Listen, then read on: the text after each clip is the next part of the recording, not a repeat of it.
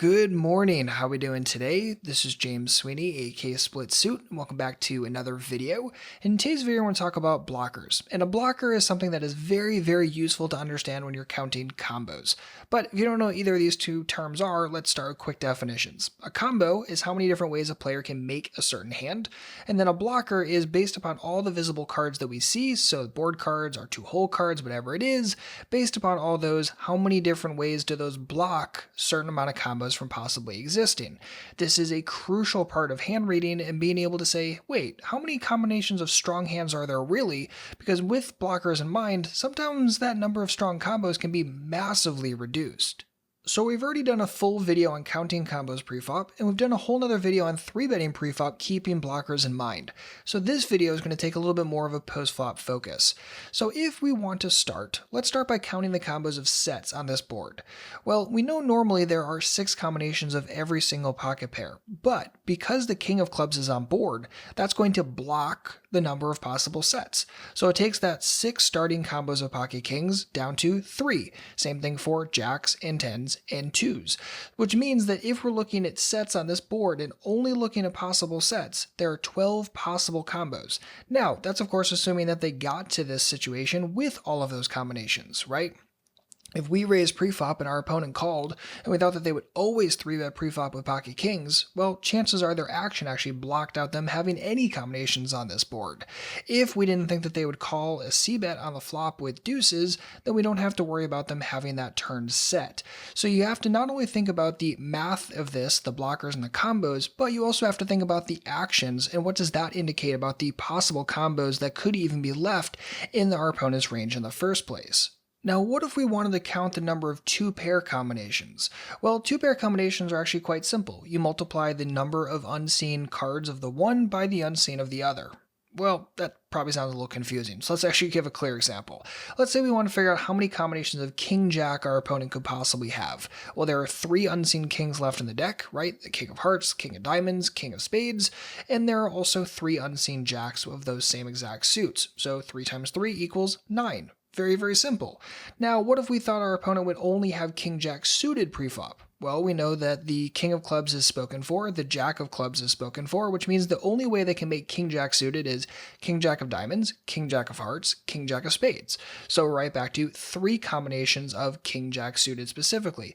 You can do the same thing for jack-10 suited, right? Well, we see the jack of clubs, we see the 10 of spades, which means the only jack-10 suited combinations left are jack-10 of hearts and jack-10 of diamonds. So there are 2 of jack-10 suited left.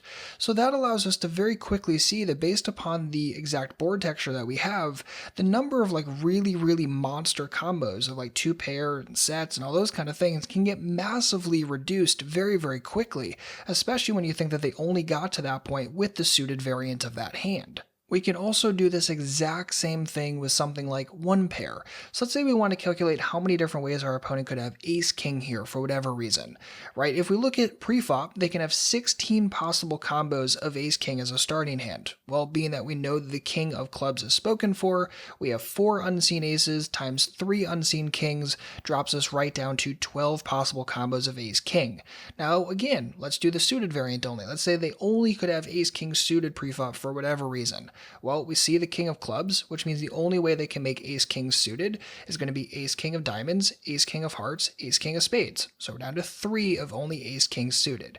See, it's not too complicated once you know what to look for. And we can use this exact same concept when we're trying to figure out how many combos of super strong hands there are. So let's say we're trying to figure out how many combos of ace-queen there are in this situation. Well, again, if we think they got here with all of them, there are 4 unseen aces times 4 unseen queens, which means we have 16 possible combos. If we thought they would only get to the flop with ace-queen suited for whatever reason, again, that boils us down to 4 possible combos of ace-queen suited, out of the total 16 of all possible ace-queens. So again, we can use this same concept for lots of different things.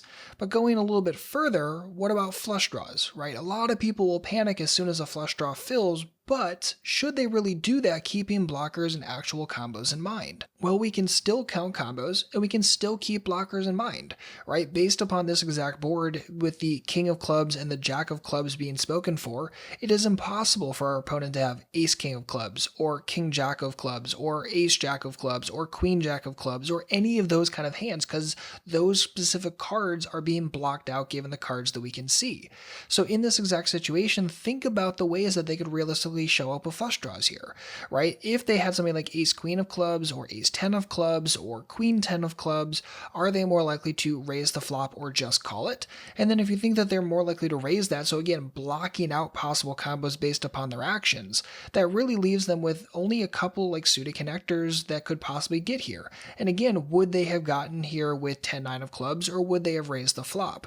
Because if they would have raised the flop with a lot of the bigger clubs, that means they have what? 4-5 of clubs, 5-6 of clubs, 6-7 of clubs, 7-8 of clubs, and 8-9 of clubs. Right, so they have 5 possible combos of made flushes. So is that something we have to really panic about?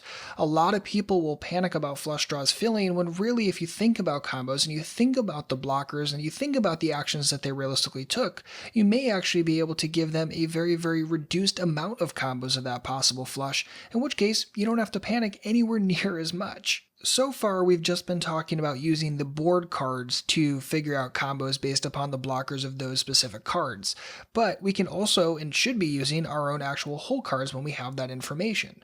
So in this situation, say we have Jack 10 of diamonds.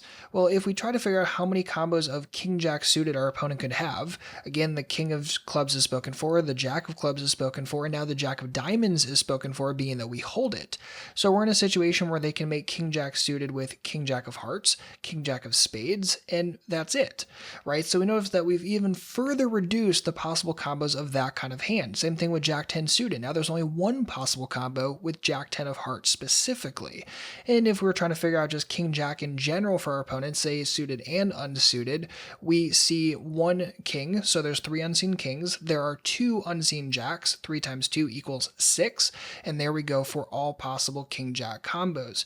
So again, that concept is still present. We still consider the blockers, we still can multiply the number of unseen by number of unseen, and that will get us where we need to be when we're talking about things like 2-pair, figuring out how many ways our opponent can make top pair, top kicker, those kind of hands. So this may seem a little complex and a little confusing at first, but I assure you with a little bit of practice this becomes much easier and will really help you refine your hand reading skills and your precision and your technical ability on the table. Because when you can keep a running tally of, okay, how many like really strong combinations are in here, and then compare that to someone's overall range, oftentimes you're going to find a lot more situations where you should be panicking far less and trying to value bet or even possibly bluff a tremendous amount more. And just to make sure you fully understand this, I made a complete quiz for you so that you can actually put this knowledge right to use and get a quick score right now. It's called the Combos and Blockers Quiz. It's brand new, and honestly, the average person right now is only scoring 45%.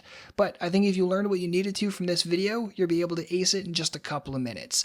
So you can check that out at splitsuit.com/blocker. Again, splitsuit.com/blocker. And don't worry if you miss any of the questions, there's a full color answer key at the end with tips as well. So if you have any comments or questions, please don't hesitate to let me know. Otherwise, enjoy the quiz, get an ace on it. If you don't, that's okay. Take it a second or third time, and I wish you the best of luck with it. If you have any comments or questions, just leave them down below. Otherwise, as always, good luck out there and happy grinding.